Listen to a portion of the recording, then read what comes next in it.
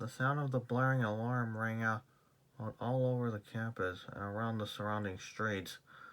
Axel's friends had just arrived at the street across from the building, and when they heard the noise, "That's definitely not good," Isaiah gulped. "No kidding, Sherlock," Olive added. "We've got to get to the tunnels and get inside now," Samantha cried. "Sam? Isaiah? Olive?" came a voice. Looking across the street and running towards them was the Norris family, along with Chloe, Ryan, Amanda, and Principal McAllister. "Oh my gosh, you're okay!" the principal cried happily. "Where's Axel?" Samantha anxiously pointed at the building, which now had flashing red lights all over it. "He went in there to stop the governor, but it looks like something happened." "Hold on. Are you talking about Governor Milton?" Madison asked. She was extremely confused by what was happening.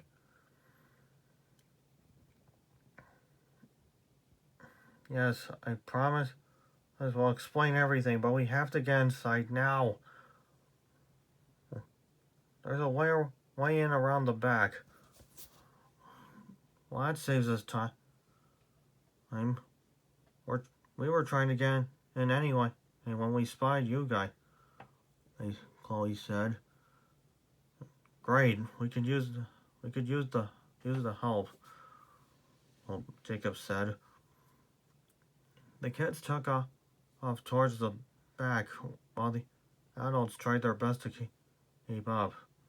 As they arrived at the stairwell leading into the tunnels, everyone quickly hurried underground. "Hold on, we don't even know what's down there," Wilson cried. "Our son's down there," Madison shouted, as she pushed past her husband and then down the stairs.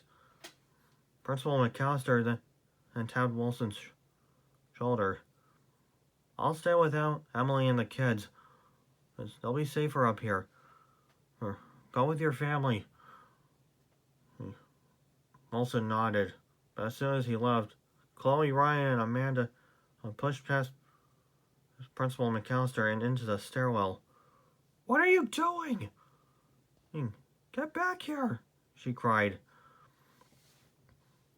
"Not with my brother down there," Amanda protested.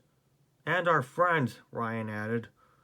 The kids ran past the Norris family and arrived at the conveyor belt where Samantha, Isaiah, Olive, and the teenagers were waiting.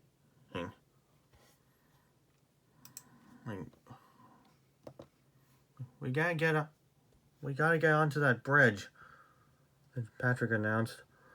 "It's the fastest way to the main floor. Looks like it's seen better days," Isaiah observed. "Yeah, I guess it hasn't really been used all that much since the rooms it connects to have been shut down." Patrick murmured. "Guys, can we please focus?" Samantha interrupted. "How are we gonna help Axel and find the missing kids?" "My thoughts exactly," Wilson added. Once again, Patrick had pulled out the blueprints and unrolled them onto the floor. "Axel said that the entrance to that secret lab was somewhere over here near the west restroom. That's most likely where Anthony and the kids are being held, but it's most likely going to be guarded. So we're going to have to be ready for a fight." "A fight?" Madison repeated. "I know it sounds crazy, but we don't have a lot of time. Just wait here. We'll find Axel, and we'll send him back down while we open the doors for the police. Once we get them inside, it'll be a lot easier. You gotta trust us."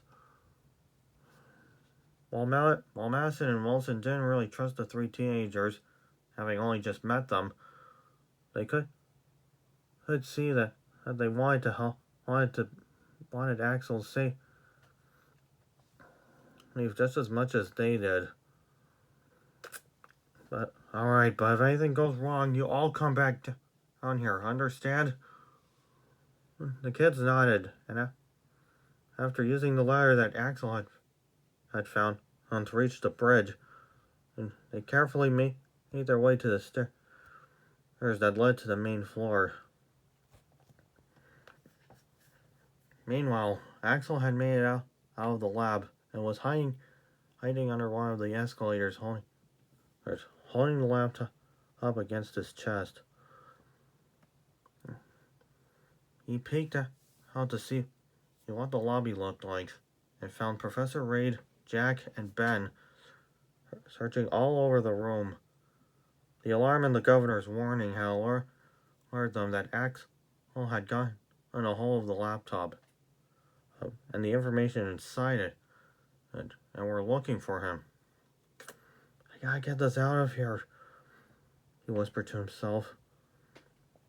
The main entrance was in plain view of the three men, but the doors were covered with large drapes so that the police couldn't see what was happening inside. Looks like going back to the tunnels is my best option.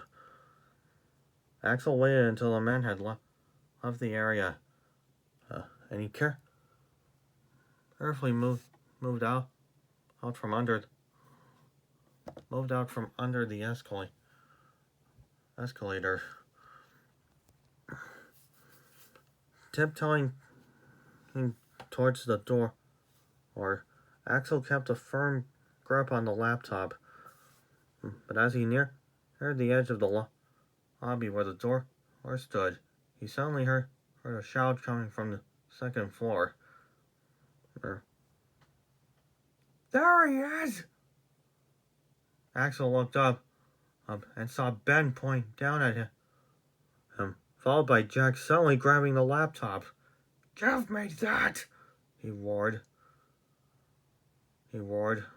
roughly, grabbing Axel by the collar and pinning him against the wall. Axel still held on to the laptop for dear life as he struggled to break free. I'm not gonna let you do this! He tried to keep his hand on the laptop, but Jack pulled the computer away from him and tossed him aside. Axel felt a stinging pain in his arms and legs as he landed. Jack found this grimly humorous. What's wrong, kid? Can't handle a fight? I knew you were weak, but this is just pathetic. He started to laugh evilly, but he stopped when he noticed that Axel was staring towards him. What are you looking at?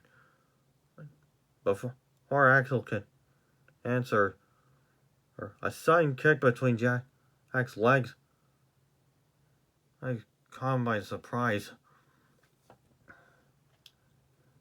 As he dropped to his knees, Olive was revealed to be standing behind him, along with Samantha, Isaiah, and the other kids. Seriously? Get with the kicking? Jack cried, who was doubling over in pain. But the only response he got was Jacob punching him in the face, finally knocking him out. Axel quickly scrambled to his feet and scooped the laptop off the ground and back into his arms. But before he could say anything to his friends, Ryan called out, "Looks like we got company again!" And Professor Reid and Ben were running down the escalator towards them. Get to the tunnels! Now! Your family is waiting for you there! Samantha ordered. Axel immediately ran for the door and hurried inside while the kids stayed to fight the remaining two adults. Someone's got to get to the door and let the police know what's happening in here, Samantha added. I'm on it, Patrick said. Come on. And he called. And he, Ryan, and Amanda sprinted towards the door, and pushed past the drapes and ran outside. Professor Reed tried to grab Isaiah, but he slipped to the side and tripped him. Amy then grabbed his leg and slid him across the floor, and into the adjacent wall. Samantha, Jacob, and all have took on Ben, and as he angrily swung at them with a nightstick, but he was caught off guard by Olive, jumping onto his shoulders and pushing him forward onto his chest. Slowing down already, Chico? She mocked. Ben angrily got to his feet and tried to swing at the girls again, but Samantha had run over her to a zip cord here and had pulled on the cord as far as it would go, swinging it around like a rope. Samantha struck Ben in the face with the plastic connector. Swinging it around like a rope, Samantha struck Ben in the face with the plastic connector. Meanwhile, Chloe had grabbed Ben's nightstick and was standing on the second floor balcony above the lobby. When the moment came, she threw it over the edge. It landed perfectly on the top of Ben's head, making him fall to the floor unconscious. Yes! Bullseye! Chloe cheered. Thanks for the assist, Samantha called. Glad to be of service, Chloe replied as she slid down the stairs. Soon Patrick, Ryan, and Amanda re-entered the building with the police, just as the kids were tying up Jack, Ben, and Professor Reed with the zip cord barriers. We got this. Find the others, Amy called out. The lab's this way. Hey, come on, and Patrick commanded as he led the officers down the hallway. Amanda followed behind them, worried about her brother. When they reached the lab, the police kicked open the false door and quickly found Anthony and the missing kids, but the governor was nowhere to be seen. Austin! Amanda cried as the police opened the cell, and Austin ran to his sister.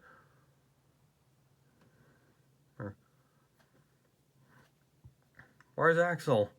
Anthony asked. Did he get away? Patrick shook his head. He's in the basement taking the back way out. We gotta go. And following the police, everyone was safely escorted outside. Samantha, Isaiah, and all regrouped with the rest of the kids and scanned the crowd, but they couldn't see Axel anywhere. He's probably still in the building, along with the governor. Samantha gulped. They all looked back at the building and then at each other. I really hope he's all right. Down below, Axel had successfully made it to the basement, but was moving very carefully so that he could listen for anyone else who could be down there or with him. So far, he hadn't heard anything. Eventually, he reached the old bridge where he had come up.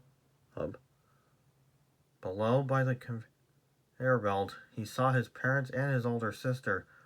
Mom! Dad! Robin! He called out to them. Axel! Oh, Samantha cried. a feeling of relief washing over her. Are you okay? Are you hurt? A little bruised, but I'm okay, he replied. It's gonna be okay, bud. Just climb down the ladder, and we'll get out of here. The police are waiting outside, Wilson instructed. Axel nodded and was about to place a foot on the ladder when a wrench flew past and knocked the ladder over, sending it crashing to the ground. Axel almost lost his balance, but he steadied himself as he turned towards the source of the flying wrench. On the other side of the bridge was Governor Milton. Her white suit was covered in grime and dust, indicating that she had come through the abandoned passage as to cut him off. We're not done yet, she hissed, locking eyes with Axel. As he began to advance towards him, Axel's family became frantic. Leave my son alone! Madison shrieked. But the governor wasn't listening. She was focused on Axel, who was still clinging to the laptop tightly. Axel was trembling. He didn't want to fight her. He really didn't. He timidly held up his hand, showing that he didn't want to. Please, you don't have to do this, he pleaded. But before the governor could say anything, there was a loud creaking noise, and the entire bridge shifted. The multiple crossings and the added weight of both Axel and the governor had weakened the bridge's structure. And its rusted supports were cracking fast. The bridge is collapsing! Robin yelled.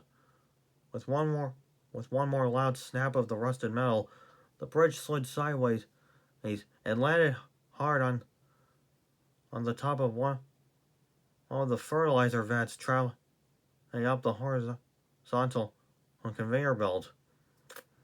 The impact made both Axel and the governor lose their footing, but they still remained on the bridge. The conveyor belt groaned as it struggled to move the old bridge further up. Past the basement rope and up the interior of the building. They're heading up. Come on, Wilson cried, as they hurried back outside to the main entrance where everyone else was waiting. Where's Axel? Isaiah cried. Robin anxiously pointed up to the giant red orb on the roof of the building. Oh no, Samantha whispered. Back inside, Axel and the governor had reached the roof, and were now on the botanical gardens under the red orb. As the belt reached the roof, the governor kicked Axel off the bridge section and onto the hard concrete floor. The laptop slid out of his hands and onto the floor in front of him. Scrambling to his feet, he quickly grabbed the laptop again and ran to the edge of the roof, hoping to find a way down.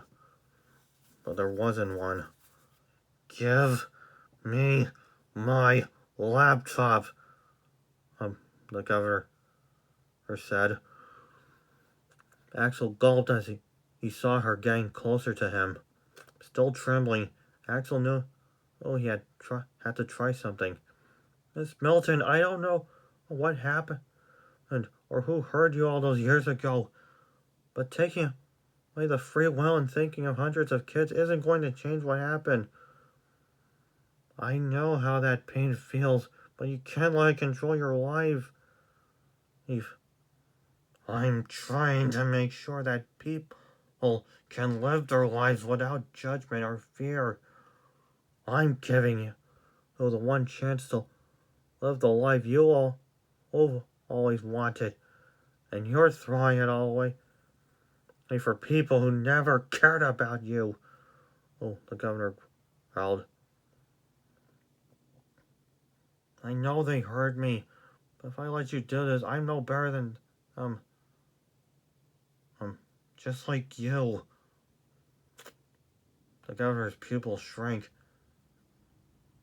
which made Axel feel even more terrified. I don't know why I thought you understand. You're just too weak to do what has to be done for the good of society. She lunged forward in another attempt to grab her computer. But Axel jumped to the side and sprinted back towards the conveyor belt, hoping to find a way down again. But there was just the opening where they had come up. The governor tried to grab him again, but he was too quick for her and hid behind one of the gardening boxes. I gotta find a way to stop her if I can't convince her, he whispered to himself. As he looked around to make sure he hadn't been spotted, two things caught his eye. The last of the fertilizer was being dumped into a large container for storage, and a large water hose was sitting nearby. And almost instantly, an idea popped into his head. Just stay calm. You can do this, he said to himself. Jumping out from behind his hiding place, he called out, "Hey, over here!" Axel ran towards the container where a door to the stairs stood, making it look like he was trying to escape. Blinded by frustration and anger, the governor cut Axel off and blocked the door. "Oh, no, you don't," she retorted. But unbeknownst to her, this was exactly what Axel wanted. And he veered left and ran towards the container. And thinking quickly, he tucked the laptop under one arm, jumping as hard and as high as he could. When he leapt towards the container and grabbed out onto a lever, forcing it down. The lever activated a chute, releasing large clumps of fertilizer, just as the governor was passing underneath it. What the? The soil dumped out so fast that the governor was forced onto the ground and was covered from head to toe in fertilizer. Axel ran around her, grabbed the water hose, and quickly switched it on. Water turned the fertilizer into thick mud, making it hard for the governor to get up. As she finally crawled out of the mud, and Axel nimbly ran in circles around her, wrapping the hose tightly around her arms. The governor strained and twisted, trying to break free, but it was no good. She was stuck. Axel could hardly believe what he just did. "I did it! I did it!" he cried happily.